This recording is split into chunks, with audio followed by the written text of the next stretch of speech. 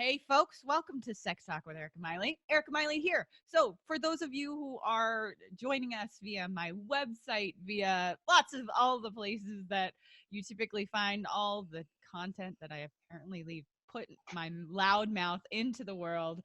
I am Erica Miley. I am a sex therapist. That is my primary specialty. That's who I see. And my entire practice is online.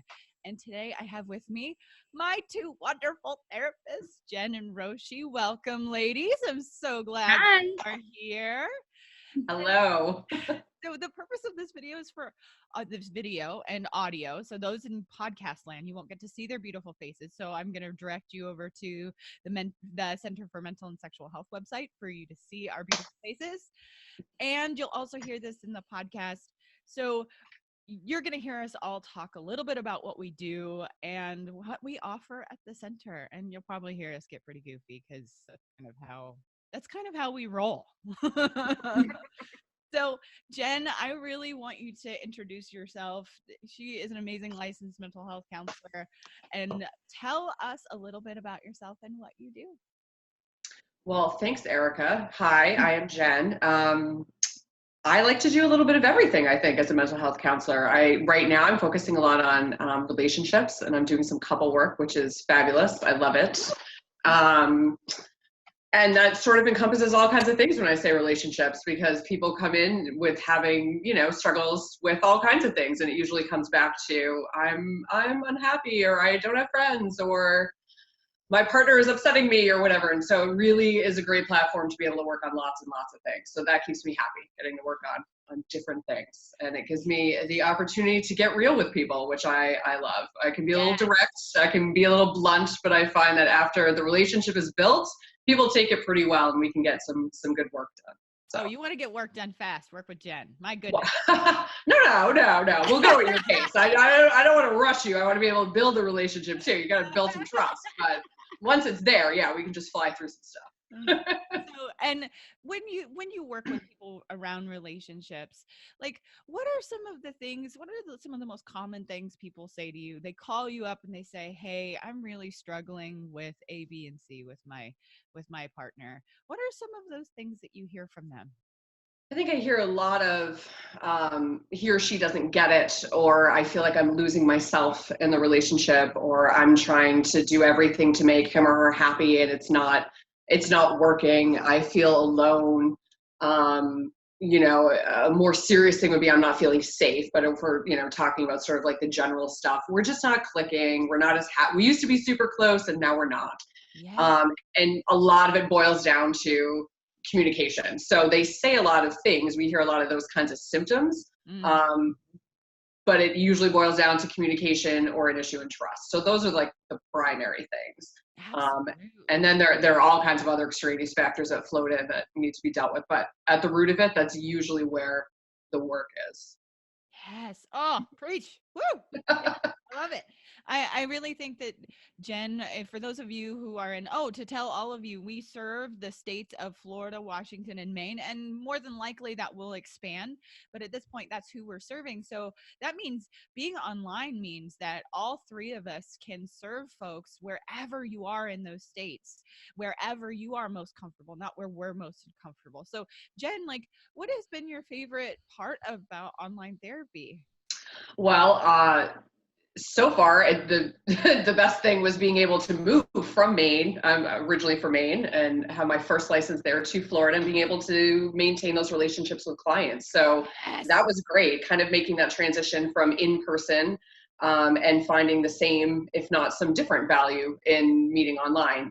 Like you mentioned, it's where the client is most comfortable. If they want to be in their jammies on their couch, petting their cat or their dog, or making their coffee in their kitchen, that's great. I find that people feel comfortable and very open. So it's been a really great way to sort of transition, like, your traditional, what you think of when you think of I'm going to therapy. And I'm going to drive to an office and I go to this place for an hour and then I leave. Just sort of, breaking through those boundaries and having it be a little different. I find like the one-on-one is sort of the same. I just can't offer you tissues in person. I just suggest that you go get them. Yes. Yeah. She's ready next to you. But I do. I Right. think that's a wonderful way to kind of put online therapy in your life. Like that's to me how online therapy works, because that's the reason that I think it works the best, is that it goes to your life. It's Mhm. home. It's not where I'm most comfortable in my office. It is where you are. And I just think, and I love that too. I know all of us have had clients with their pets in their lap, and they just get to be real comfortable with real fast, and they get to feel heard and then finish getting ready for their day. That's the other great part, is that we see people in different time zones, so we can offer some Right. flexibility as far as time and schedule, which is really, really awesome. So I want to thank you, Jen. I really appreciate Sure. all the information, and I feel lucky to have her as part of my group. I tell you what. So Roshi, thank you for Hi. joining me too. How are you? And tell me a little bit about yourself and what you do. So I'm fabulous today. Thank you. I specialize in trauma. Specifically, the clients who usually come to see me are in the military or retired from the military, uh, domestic violence victim or survivor, or somebody who is dealing with some type of addiction or has in the past. And with these territories usually comes a lot of feelings of, I don't know what I'm doing with my life. Yeah. And that's what I hear a lot. You know, sometimes people don't even realize that they have been traumatized, or they don't, when they hear trauma, they might think maybe something violent or something uh, in like a sexual assault kind of realm, but trauma doesn't always fit into those boxes. Mhm. So usually what I hear when a client comes to me is, I don't know where to go with my life from here. I can't even make sense of all the thoughts in my head. I need help because I can't even identify the feeling that I'm feeling. Uh, a lot of times, sleep is disturbed, Mhm. or they have very vivid images or what we call flashbacks of things that may have happened, and they don't know where to go from there or what to do with that. Yes. Oh, Yeah. I feel like I mean all three of us for sure have worked in this world. I Mhm. definitely work a lot with people with sexual trauma from their past. And would you say, like, what I mean generally, I mean, you've described some of the things they may encounter beautifully, but what would you say is like a common maybe misconception people have about trauma, that oh, um it, like you kind of already brought it, like it has to be Mhm. violent. So like Mhm. maybe what are some of the parts of some of the other types of abuse that are not necessarily violent? So, somebody who has trauma doesn't even necessarily have to have experienced it themselves. They Hmm. could have witnessed it happen to somebody else. They could have found out that a close family member or friend has experienced the trauma. They could have been exposed to disturbing things over an extended period of time. For example, somebody working in the medical field or somebody working as an emergency response person, uh, these horrific things on a daily basis that didn't happen to them specifically, but they see it repeatedly. And sometimes that in itself can be traumatic. Things like natural disasters, people who live through hurricanes, tornadoes, earthquakes, those are things that are out of the norm that can bring a sense of panic or fear or terror or helplessness. So all of those feelings attached to any of these memories or any of these experiences can be trauma, and sometimes people just don't realize that. I think that yeah, I absolutely. I think you described this absolutely. I think many people think, I can't tell you how many times I've heard from clients, "Oh, I had a great childhood." And then I Mhm. ask them about maybe how they experience discipline, or how they experience the conversations around sex, or sometimes there are like what what we consider maybe smaller traumas, not these large traumas, but they could be over and over and over again and add up and really impact a person's life in their everyday life, and without them kind of acknowledging that that happened. Absolutely. And it doesn't always have to be a physical thing or something that they saw. It could be emotional abuse. It could be verbal abuse that has been prolonged over a period of time, or even one incident that really left an impression that they didn't process properly and they got stuck in it. Yes, Right. absolutely. I think, and I want to open these questions up open to all three of us, as far as like the regular things that we often hear from the people who call us. And I'll talk a little bit about the things that I regularly see, and I know the two of you often are taking folks that I can't see if I have too many, and vice versa. And so often I get calls for people who've experienced sexual assault in their past, or they've experienced something in their life they don't quite understand, or they're trying to understand their sexuality for the first time. Mm. I get a lot of people who have experienced trauma as far as religious trauma, so they're trying to understand whether they belong to the LGBTQ plus community, and and feeling like the church that they belong to or that they were raised in shamed them, so they couldn't feel like they could actually come out and explore this part of themselves. I know both of you have worked with folks like that as well. Yes. They're like both nodding furiously. Yes. So when you guys see folks generally, like what do you think is one of those first things that you are helping them do? Like one of the things I first do with people is kind of we're working on making them feel like they're not alone. Is that kind of how you all work right in the beginning? Is that you're kind of helping people know that they're not the only ones that have ever experienced what they've experienced? Not only that, but just having a safe sharing space that you can go to and open up and really be vulnerable and not have to worry about judgment. This is a neutral third party person that doesn't benefit from your life in any way. And I hear that a lot from clients. I can't talk about these things with people in my life because I don't know what they'll think of me, or I don't know what they'll do, or it might ruin our relationship.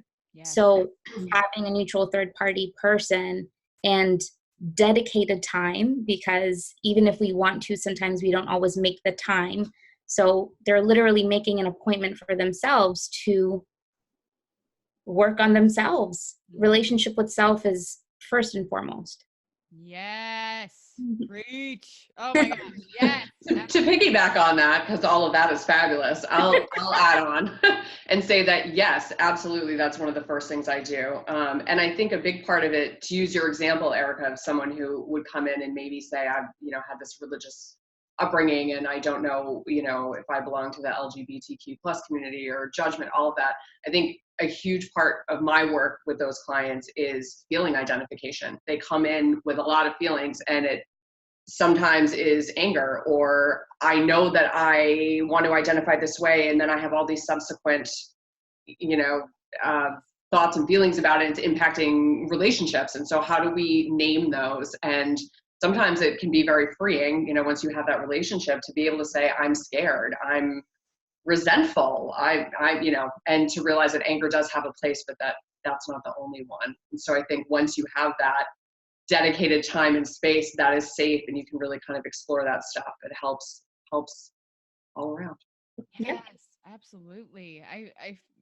I am often working with clients just to help them understand that it's okay to feel all the feelings. Mm-hmm. I don't know how many times you all stay in session. Like, no, you're meant for these.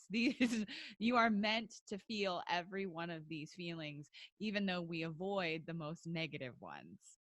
We don't like to feel fear or sadness or frustration, or that's usually when I'm busting out the feelings wheel, Right. Yes. I do have to threaten that, and I say that in a nice way. Do I need to pull out my feeling faces wheel? Because anger's in the middle, and all the ones that are feeding it, and I'll make you pick which one you're feeling right now. They're like, no, Jen, no, I know that wheel. Okay, all right, I'm angry, or I'm anxious, or I'm scared, or I get it. But there is a good place for that, for sure. And I think it's really profound when a client can get to that point, because many times when especially in the beginning when a client's starting off, I can't tell you how many times I've heard, well, I just stuff my feelings, or I eat my feelings, or I drink my feelings, or I don't feel my feelings. And they've done it for so long that there's not even a name to those feelings anymore. It's just this big uncomfortable ball inside of them, or something that they are, like you said, are numb to. So sometimes we do need to get to a point where we are putting a name to a feeling, helping them identify it, and that in itself is therapeutic and can help them work through it. Yeah. And as much as all three of us have our specialties, first and foremost, we are all psychotherapists. We see people with depression and anxiety, and which are the two most common things that most therapists are helping people with. And I think we're all three of us are kind of alluding to kind of the depression symptoms that we see in a lot of people, and so much of this is intertwined. If you are experiencing depression, if you're experiencing post-traumatic stress disorder, if you're experiencing anxiety, if you're like, all of these are tied together. We are a whole person. And so many times we are helping people identify feelings, helping them sort through them, and then helping them learn how to do it the best way for them. And so, what is one thing, before we jump into our favorite ice cream flavors? I'm just saying, what is one thing that you would tell people where to begin? They haven't even picked up the phone yet to call a therapist. What would be like step one? Before they're calling, like in their research phase? Yes, or even when they do call, should they ask questions of the therapist they call? Or like, we could be here for I can talk about this, but like what like when someone is beginning their search for help, what is step one? I think before any change can occur, there needs to be an awareness that change is necessary. Yeah. So I don't think that somebody would be calling or looking for a therapist if they themselves didn't feel that something needed to be changed, even if they didn't know what that thing was. So this is not something that that person's spouse or friend or parent is making them do. This is a journey for them of change into the best version of themselves. And I think it's important to remember that it's likely not going to feel like the right moment ever to do it. But if there is a desire for change, I think that's a good starting place. Yes, absolutely. And then pick up the phone or send the email, and absolutely ask questions. We are not afraid of we ask lots of questions. So it's only fair that you get to, ask questions and make sure that your therapist is the right fit and can help you with whatever it is you're struggling with. So don't be afraid to ask. For sure. Absolutely. You just mentioned, I think, something that's so important that all three of us, I know, work really hard at trying to determine when people call us and email us. And we have my wonderful clinic director, who's also my husband, Eric, which many of our clients talk to first. And so oftentimes people come to us through email or call, and each one of the three of us talk with people first before they become our client. I mean, sometimes people read the website and they go, oh, okay, I know I want to work with Roshi, or I know I want to work with Jen, or I know I want to work with Erica. And they'll just make appointments on our websites. But the therapy works when the relationship works. So when you feel heard, when you feel like this person can understand the problem that you're facing, that is more likely when therapy will work. So I want to encourage all of you listening, please feel free to even email any one of us. Any one of us would be happy to help answer questions or help connect you with a therapist. If we're not the right fit, it doesn't hurt our feelings. Right. We would rather you be able to get the work done that you need to get done. So for all of you to get to know all three of us a little better, let's tell them our favorite ice cream flavors, because we all eat ice cream. I'll go. I am a big fan of mint chocolate chip ice cream. Anything involving chocolate mint, I'm in. All right. Yes. So mine looks really similar to Jen's. Ooh. Pistachio Chip, which often gets mixed up in the ice cream shop. So pistachio chip is my favorite. Ooh. On the rare occasion that has gotten mixed up, because it has happened to me, I've been a little sad, I'm not going to lie, because it's not minty, but you're right, it does look similar, and I respect your right to prefer pistachio. You sound like such a diplomat right now. Uh-huh. So mine right now, my favorite is I don't know if you've had this Ben and Jerry's flavor. It's PP cookies. It is peanut butter and Oreo cookie. And it's so good. I I haven't think had that one. yeah, I wouldn't turn it down. The other great thing is it's not dairy, so it doesn't upset me. There you go. Even better. So thank you all for being here with me today. And folks, if you are wanting to contact any of the three of us, please check out mentalandsexualhealth.com. You feel free to email me, Erica at ericamiley.com. Check out the podcast at ericamiley.com. and you can find also the about pages for both Roshi and Jen on mentalandsexualhealth.com. Any parting words? Crickets. Oh no, so on the spot. Well, anyway, thank you both. And folks, we will see you next time. Bye. Bye.